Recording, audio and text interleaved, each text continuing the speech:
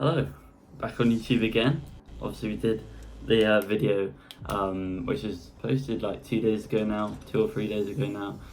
We filmed that video a couple of weeks ago, but we posted it a little while after. But I'm back here, Justin here, but I am. And we're here, or I'm here, to speak about Six Flags Qiddiya. Now obviously this is the new park which is opening up in Saudi Arabia.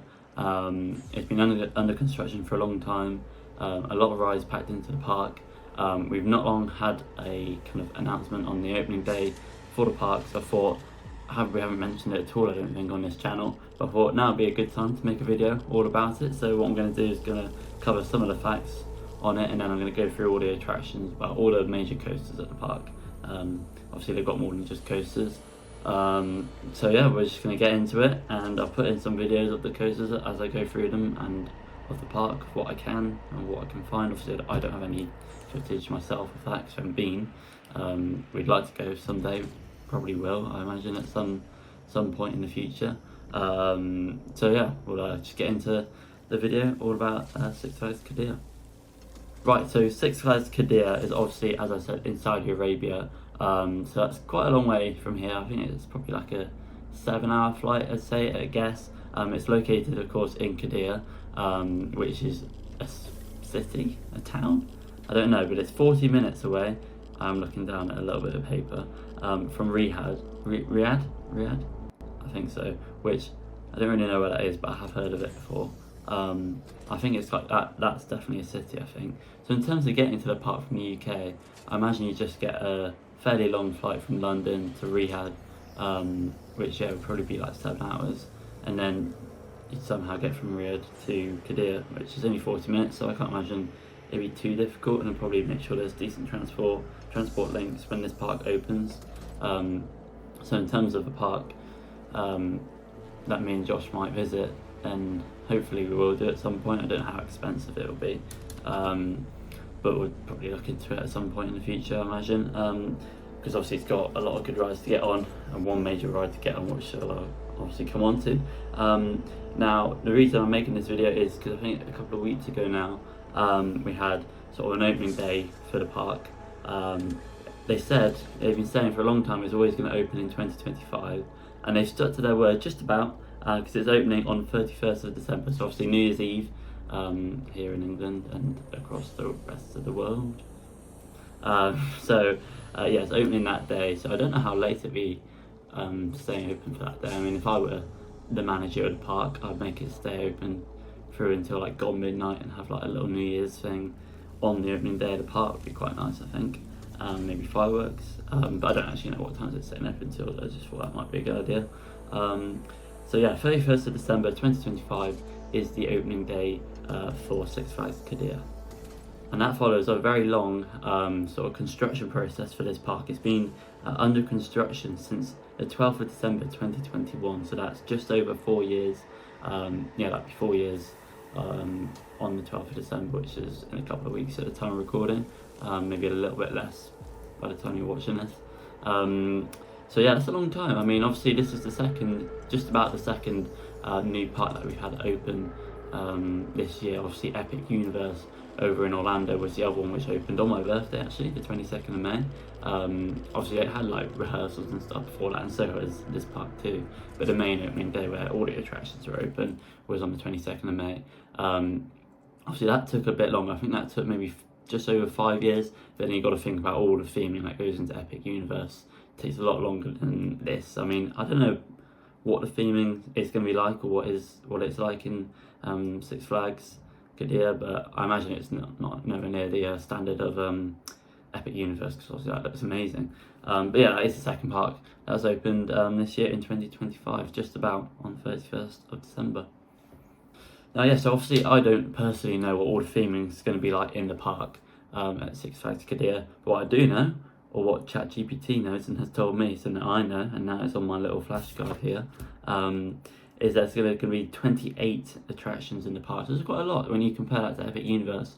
Obviously there isn't loads of attractions at Epic Universe. I mean, obviously they'll expand in the future, but yeah, this park's got 28 attractions. I think Epic Universe maybe has like 10. I mean, it has obviously like in my opinion, I'd say 2 standout rides, 2 or 3 maybe standout rides at Epic Universe.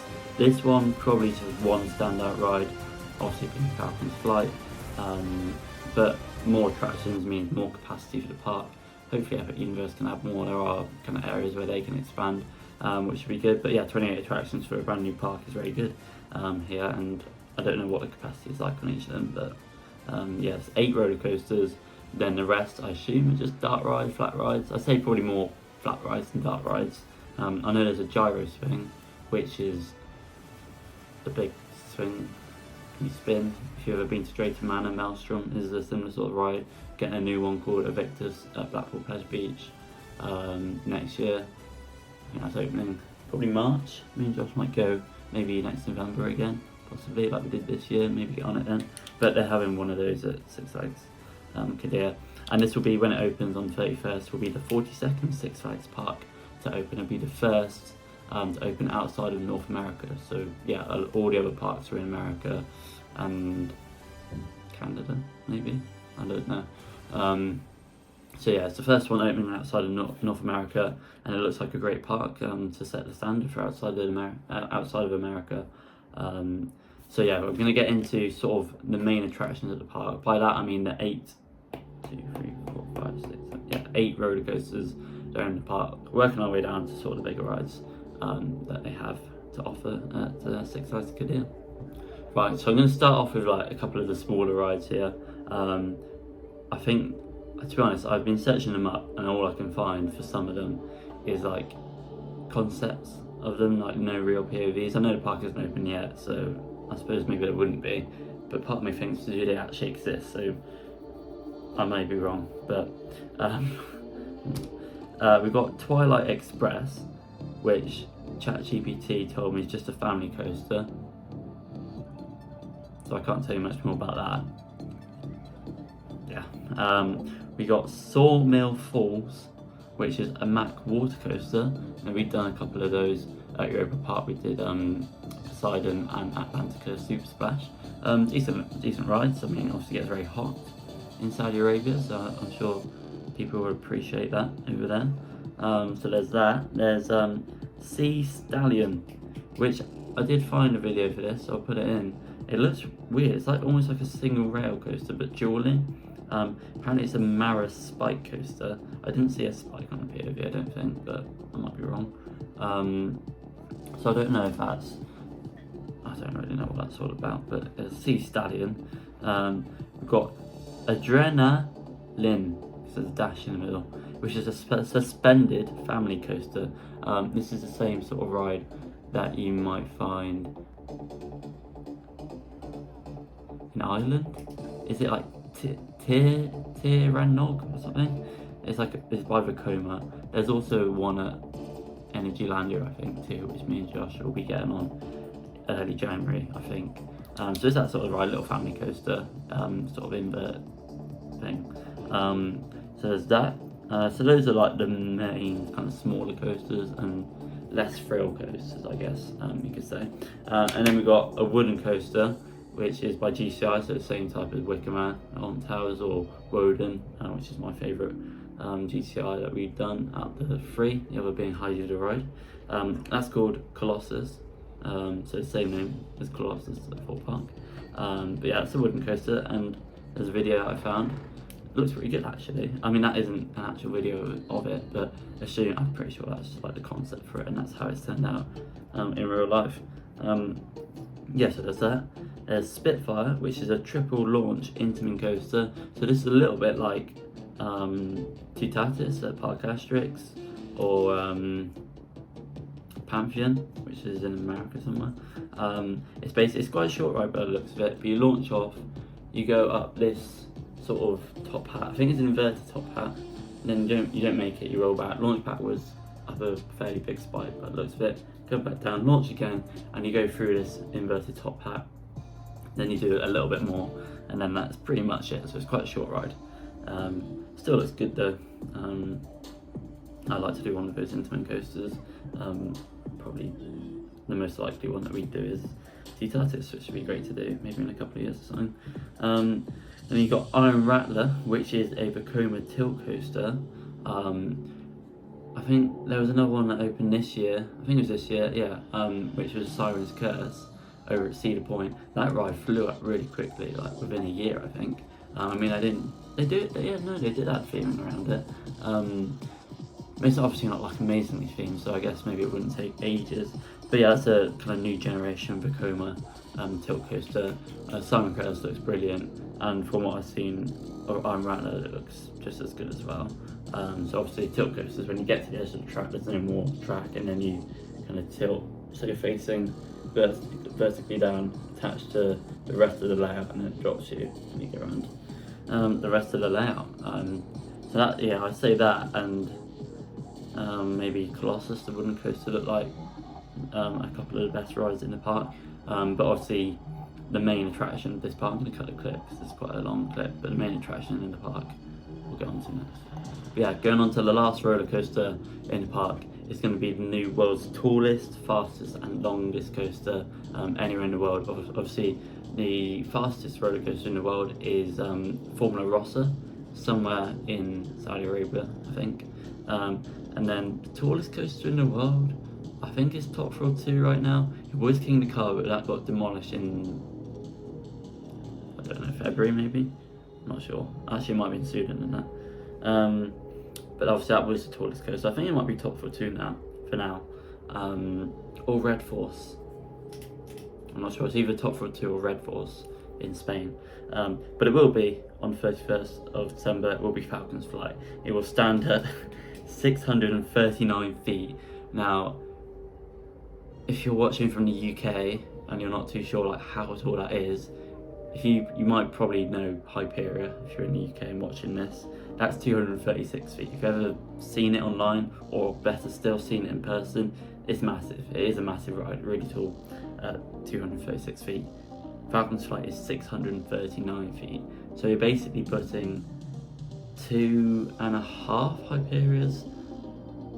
So you're having Hyperia, another one, and maybe like another half Hyperia. So 2.5 Hyperias, I think, ish. Somewhere around that is basically the max height of Falcon's Flight.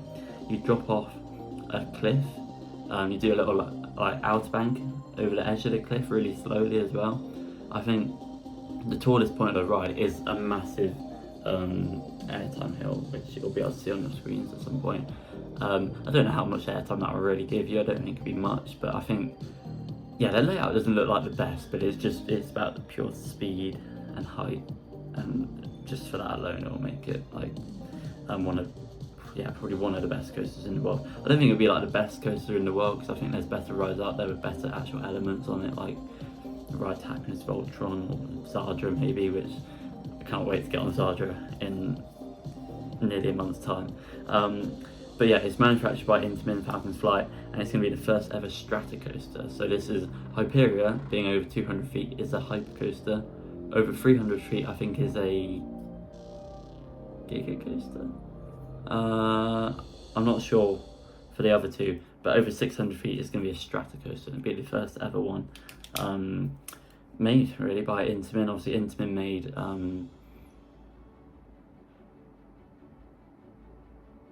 King of the Car, which was previously the world's tallest coaster. They made that coaster too, and yeah, they're going to be topping themselves with Falcon's Flight. It looks like a really cool ride. The trains do have like screens on each of the cars to, I guess, because it goes that fast, it needs it. It goes, I didn't tell you this, 155 miles per hour. So yeah, I guess maybe it's needed, but in a way it's a little bit of a shame. I thought maybe just on the front row, possibly, you might need them, maybe not all the other rows. Goggles, obviously, yeah, makes sense. So yeah, but that is all of the major coasters to Six Flags Qiddiya. So that's all of the rides there for Six Flags Qiddiya. Obviously 8 major coasters in total. I'd say like 3 like properly thrilling ones, I'd say. 28 attractions in the park, so obviously you've got a lot of flat rides and stuff. I think I saw a drop tower somewhere in the park, which wouldn't surprise me, to be fair. It's probably really tall as well. But yeah, it looks like an amazing park. Looking forward to sort of seeing the opening day online and stuff on 31st of December. It would be really good to see. Not sure what the time difference is. I feel like they might be ahead, maybe 5 hours or something.